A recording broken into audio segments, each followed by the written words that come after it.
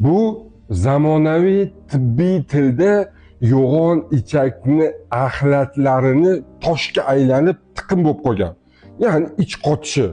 Bu hozirgi kunda juda ham ko'p holatlarda ro'y beryapti. Juda ham ko'p og'ir ahvollarda ichak uzayishidan tortib boshqa turli xil kasalliklarga, kerak bo'lsa yo'g'on ichak rakiga ham olib keladi. Hozir men sizlarga bor yo'q 5 kunda shunaqangi bir bombaviy ichaklarni tozalab beradigan, kaloriy zavallarni ketkizib beradigan bir tayyorlama o'rgatib qo'yaman. Albatta yaqinlarga tarqatib, qilib, kommentariyada qildim deb natijalarni qo'yish shart bo'ladi. Bor yo'g'i kerak bo'ladi 25 gram zig'ir urug'i va 1 choy qoshiq sano olasiz. Kofe-molkadan yaxshilab kukun holatga keltirib olasiz.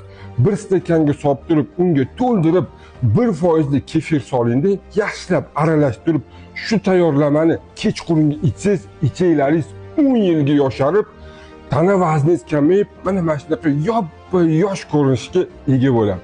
Sog' bo'ling, salomat bo'ling. Siz bilan doktor Kamil, e'tibor uchun rahmat.